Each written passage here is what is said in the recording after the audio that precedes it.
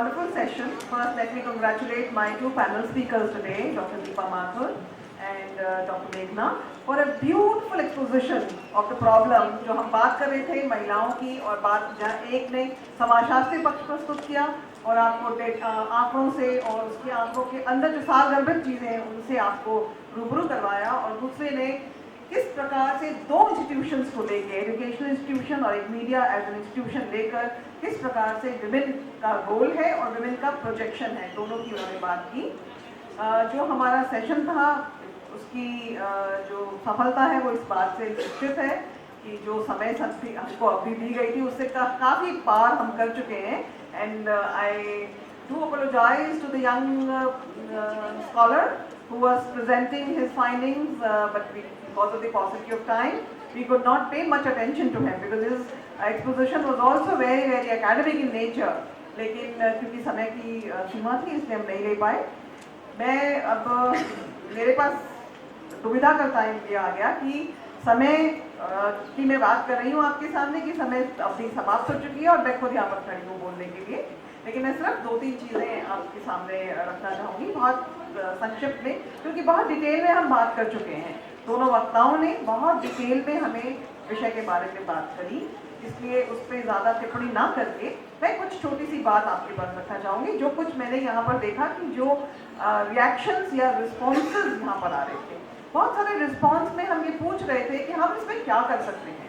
प्रश्न यही है, ज्वलंत प्रश्न हमने हमारे सामने है, हम क्या कर सकते हैं, क्या हो रहा है या क्या पॉलिसी है, वो तो बहुत सारी अच्छी है। कोई भी सरकार जो नीति बनाती है, किसी भी पार्टी की सरकार हो, नीतियाँ हमेशा अच्छी होती हैं, लेकिन समस्या आती है नीति के क्रियान्वयन में। हम उनको क्रियान्वित नहीं कर पाते या उनमें लैकुना होते हैं, कुछ गैप्स हैं। लॉ की बात हुई कि बहुत सारे लीगल इश्यूज हैं, लीगल इश्यूज का मिसयूज भी होता है लॉ का, लेकिन ज़्यादा मिसयूज कम होता है, लेकिन उस मिसयूज को हम हाईलाइट कर देते हैं। हमने कहा कि किसी एक पर्टिकुलर महिला ने कुछ कहा गया कि मैं 498 की मिसयूज की बात की गई, लेकिन आप देखिए उस जो कानून बना है उसका फायदा कितना हो रहा है, कितना महिलाओं को उसको उसमें फायदा हो रहा है। वो कैटेगरी जो कि हमेशा से त्रस्त थी, वो कैटेगरी जो हमेशा से एक्सक्लूडेड थी, आज कहीं ना कहीं वो जाके इंक्लूड हो रही है, तो तकलीफ हो रही है हमें। बहुत सारा जेंडर, हमने इसकी क्लास सीलिंग की बात नहीं करी कि कहीं ना कहीं हम role of women, role of gender कहते हैं, पर हम ये देखते हैं कि कुछ ऐसे विषय हैं, कुछ ऐसे जॉब्स हैं, प्रोफाइल्स हैं जहाँ पर की महिलाएं अपेक्षित हैं, महिलाओं को अच्छा समझा जाता है, लेकिन कुछ में महिलाओं को नहीं रखा जाता। जहाँ पर भी महिलाएं हैं वहाँ पर क्या होता है। मैं खुद यूनिवर्सिटी से आई हूँ, हम तीनों के तीनों जो है यूनिवर्सिटीज़ के हैं, डिफरेंट यूनिवर्सिटीज ऑफ कोर्स, लेकिन यूनिवर्सिटीज़ हैं। बीकानेर में तो विमेन वाइस चांसलर हैं, लेकिन राजस्थान यूनिवर्सिटी में ये प्रश्न बार बार उठता है, why not a woman vice chancellor.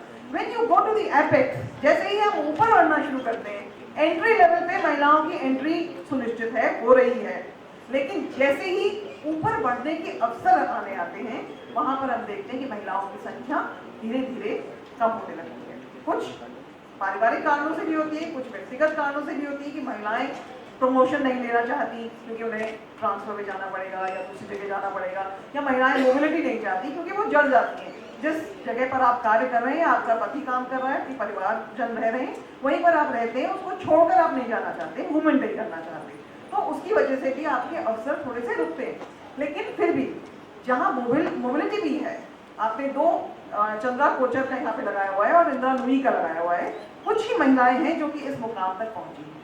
आप अगर ग्लोबल सर्वेज देखेंगे तो आप देखेंगे it is a pyramid situation.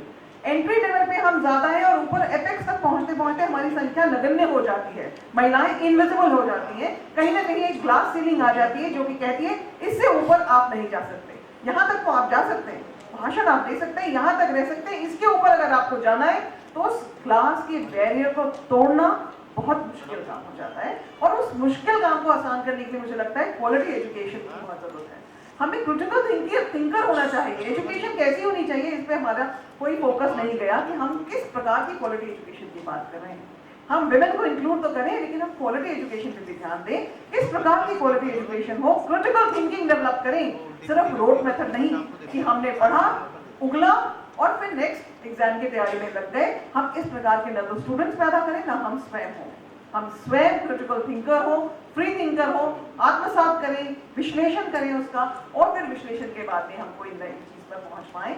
ये एबिलिटी हमें डेवलप करनी है, और इसका जो बहुत बड़ा रिस्पॉन्सिबिलिटी, उत्तरदायित्व जो आता है वो हम महिलाओं पर आता है, बिकॉज एज मेघना had said, we start at family.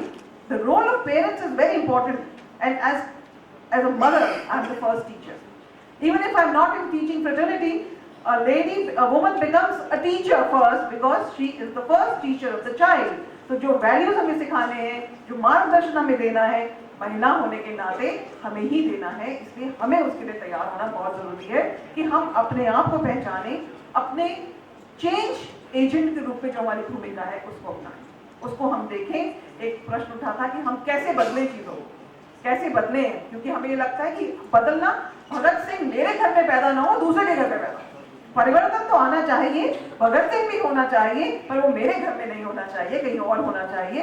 ये तासीर हमें बदलनी होगी।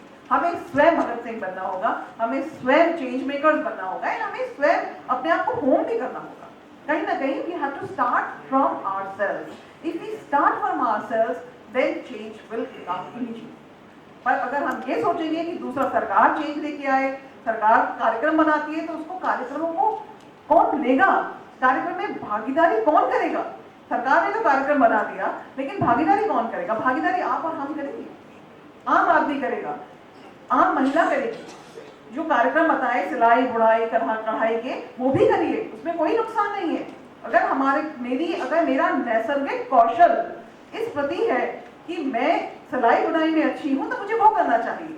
लेकिन अगर मेरा नैसर्गिक कौशल इस बात में नहीं है कि मेरे को सिलाई बुनाई खाना बनाना अच्छा लगता है, मेरे को कंप्यूटर में काम करना अच्छा लगता है, या मुझे पढ़ना अच्छा लगता है, या मुझे स्पोर्ट्स अच्छा लगता है, तो मुझे वहीं जाना चाहिए। हमें एनकरेज करना चाहिए वुमन को कि तुम स्टीरियोटाइप्स में ना जाओ। तो ये भी नहीं है क्योंकि just because everybody is talking about digital India, so I must go for digital India only, या I must go for skill enhancement. I should go for those skill enhancement which I have मेरा उसके तरफ रुझान है, interest है, वो अगर मैं करूंगी तो नेचुरल। और ये सिर्फ, क्योंकि बात सिर्फ महिला की नहीं है, बात है जेंडर की, तो पुरुष में इसमें आते हैं। हम स्किल की बात करते हैं। शुरू में दीपा मैम ने दिखाए थे कुछ आंकड़े, उसमें देखा था हमने कि 143 मिलियन पीपल जो है हमारे वर्क फोर्स है, उसमें से हम देखते हैं कि स्किल्ड मैन पावर बहुत कम है। Only 2% of our population is skilled man power. हम किस क्वालिटी एजुकेशन की बात करें कि हमारे यहाँ स्किल नहीं है, और वो स्किल भी नहीं है। ये एक सर्वे हुआ था जिसने कहा कि जितने भी इंजीनियरिंग ग्रेजुएट्स निकलते हैं, बहुत सारे इंजीनियरिंग कॉलेजेस हैं हमारे यहाँ, पर इंजीनियरिंग ग्रेजुएट्स जब निकलते हैं तो दे हैव टू बी रीस्किल्ड। अब आप बताइए, पहले तो हमने पैसा खर्च किया उनको इंजीनियर बनाने के लिए, और फिर उनको ट्रेनिंग देने के लिए दोबारा हम पैसा खर्च करें, या तो सरकार खर्च करे या वो जो एम्प्लॉयर है वो उसको ट्रेन करे for the required skills. Is it not a waste of our national money? हमारी इकोनॉमी कितनी सफर करती है। तो कहीं ना कहीं ये जरूरत है कि हम उस चीज को देखें कि क्वालिटी कैसे मेंटेन हो। And quality means what? Quality means outcome. We have to ensure the learners outcome. आप टीचर्स हैं या टीचर्स कॉलेज है, तो क्या हम अपने जो स्टूडेंट्स हैं उनमें आउटकम को इंश्योर कर पा रहे हैं, लर्निंग आउटकम को? न सिर्फ उनका लर्निंग आउटकम बल्कि हमारा भी। पेडागॉजी हमारी वैसी है क्या? टाइम्स के साथ में चेंजिंग पेडागॉजी है क्या? परिवर्तन हो रहा है? आज जहाँ पे हम देख रहे हैं कि पेडागॉजी इतनी बदल गई है और अभी हम फिर वही classroom teaching chalk and duster approach में ही चल रहे हैं, तो कहीं ना कहीं हमें पेडागॉजी पे भी ध्यान देना होगा, उसमें भी क्वालिटी को एनहांस करना होगा। तो बहुत जरूरी है कि हम उसको होलिस्टिक पर्सपेक्टिव में देखें, सिर्फ इसको जेंडर रोल्स के माध्यम से ना देखें, बल्कि इसको ऐसे देखें कि हमको as equal partners in development. एक स्कीम आई थी विमेन एंड डेवलपमेंट, फिर आया विमेन एंड डेवलपमेंट, और एक बात हुई थी, तो gender budgeting is very important. हर प्रोग्राम के अंदर जेंडर बजटिंग होना चाहिए। ये मैंडेट भी है सरकार का कि जेंडर बजटिंग होना चाहिए। कहीं ना कहीं जेंडर इश्यूज को उस प्रोग्राम्स के अंदर ध्यान में, बजट बनाते वक्त, क्योंकि ये बात उठी कि बजट नहीं है, फंड नहीं है, तो फंडिंग जो है वो जेंडर बजटिंग होनी चाहिए। और अब हर कार्यक्रम के अंदर, हर प्रोग्राम के अंदर ये जेंडर बजटिंग का ध्यान में रखा जाता है कि जेंडर इश्यूज के ऊपर बजटिंग होनी चाहिए, काउंसलिंग होनी चाहिए, ट्रेनिंग प्रोग्राम्स होने चाहिए। इनफैक्ट बहुत सारे ऐसे प्रोग्राम्स हैं, जैसे NCW करवाती है, इतनी वर्कशॉप करवाती है ऑन ट्रेनिंग, पर लेने वाले नहीं लोग मिलते। ट्रेनिंग करवाने वाले लोग नहीं मिलते, तो कहीं ना कहीं training is should be a continuous process. अगर हमें क्वालिटी इंश्योर करनी है तो we have to ensure it through only regular training of ourselves also. क्योंकि हम स्वयं ऐसा नहीं है, क्योंकि नॉलेज क्रिएशन एक समय पे नहीं होता, जब हम पढ़ रहे हैं तभी नहीं होता, नॉलेज क्रिएशन एवरी डे पे होता है, इट इज क्यूमुलेटिव। तो रोज हम जो चीजें देखते हैं उन चीजों को हम आगे बढ़ाएं, आगे काम करें उनके साथ में, और उसको वापस से दें, और फिर जो रिस्पॉन्स मिलता है उससे वापस से हम ले, and then like we can say thesis, antithesis and synthesis, हम अपने विचारों का इस प्रकार से मंथन करते रहें, तो definitely we can prove to be progressing towards quality education. हम भारत के लिए कहते हैं कि भारत जो है वो उस स्थिति में खड़ा है कि जहाँ पे हम डेमोग्राफिक डिविडेंड को हम लेंगे। कैसे लेंगे? जो हमारा 70% युवा है वो तो स्किल्ड ही नहीं है, उसको अंग्रेजी नहीं आती है। हम कहते हैं कि विदेशों में सारे नौकरियां जो हैं आने वाले साल में 20-25 सालों में फॉर वेस्टर्न वर्ल्ड के अंदर लोग बच्चे नहीं होंगे, युवा नहीं होगा, वो सब बुढ़ा रहे हैं, एज कर रहे हैं, ग्रेइंग पॉपुलेशन हो रही है। So who they will look towards for labor, they will look towards whom? They will look towards India and China. China ने एजुकेशन में बहुत इन्वेस्टमेंट किया, लेकिन इंडिया ने उतने लेवल का इन्वेस्टमेंट एजुकेशन पे नहीं किया।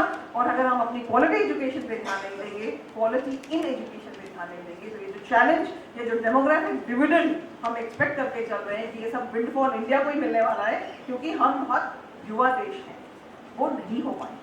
कहने में सुनने में बहुत अच्छा लगता है कि आने वाला जो समय है बहुत सुनहरा होगा, क्योंकि हम बहुत युवा देश हैं, लेकिन अगर हमारे युवाओं की स्थिति यही रही कि वो स्किल्ड नहीं होंगे, क्वालिटी एजुकेशन नहीं होगी, तो वो जितने भी फायदे हमारे को दिख रहे हैं वो हमें कभी भी नहीं मिल पाएंगे। So all of you, I have a request to all the prospective teachers कि इस बात पर आप जरूर गौर दें कि आपको भारत का भविष्य आपके हाथ में है, और उस भविष्य को बनाने के लिए आपको थोड़ा बहुत होम तो देना पड़ेगा, थोड़ी बहुत एक्स्ट्रा मेहनत करनी पड़ेगी, क्योंकि जब भी संक्रमण का काल होता है उस वक्त मेहनत ज्यादा लगती है, क्योंकि हम ट्रांजिशन फेज में हैं। हम नॉलेज इकोनॉमी की बात कर रहे हैं, इंफॉर्मेशन एज में हम यहाँ बैठे हैं, तो नॉलेज इकोनॉमी के लिए हमें अपने आप को उसके साथ से एक्वेंट करके चलना पड़ेगा, वो बहुत जरूरी है, और तभी हम जाके ये जो बैलेंस है वो बना पाएंगे। एंड आई कैन मतलब मेरे को तो इसमें कोई शुभ ही नहीं है कि women are very much involve in quality education, और महिलाएं हर जिस क्षेत्र को लेती हैं बहुत शिद्दत से काम करती हैं, क्योंकि जैसा मेघना ने कहा हम डबल बर्डन के साथ चलते हैं। हमें हमारे पर ये बोझ रहता है कि we have to prove ourselves. हमारे माता पिता ने जो बाहर वालों से सुन के उनकी बातें उल्हाना सुन के कि भाई लड़की को क्यों पढ़ा रहे हो, पढ़ाया है तो हमें उनको भी प्रूव करना है, हमें स्वयं को भी प्रूव करना है, हमें परिवार को भी प्रूव करना है, और हमें समाज को भी प्रूव करना है। इसी वजह से हम डबल मेहनत करते हैं, और जब हम डबल मेहनत करेंगे तो डबल रिवॉर्ड तो हमें ही मिलेगा। इसलिए आप इस बात से बिल्कुल आशान्वित रहिए कि आपका भविष्य बहुत सुनहरा है। मेहनत आप करेंगे तो आपका भविष्य सुनहरा है, और ये सुनहरा भविष्य और सुनहरा हो उसके लिए जरूर ध्यान में रखिए, नेवर कॉम्प्रोमाइज ऑन क्वालिटी। कभी भी गुणवत्ता पर कॉम्प्रोमाइज मत करिए। अगर शुरू में अपनी आदत डाल देंगे गुणवत्ता की तो कभी आपको समस्या नहीं आएगी। एंड ऑलवेज अपडेट योरसेल्फ, है ना, हमें निरंतर, क्योंकि ये ज्ञान जो है वो निरंतर संचय करने की आवश्यकता होती है। Regularly update yourself, update your pedagogy etcetera. I think I will stop here only because it's almost 1 o'clock. So thank you so much for the patient hearing, and I congratulate both my speakers.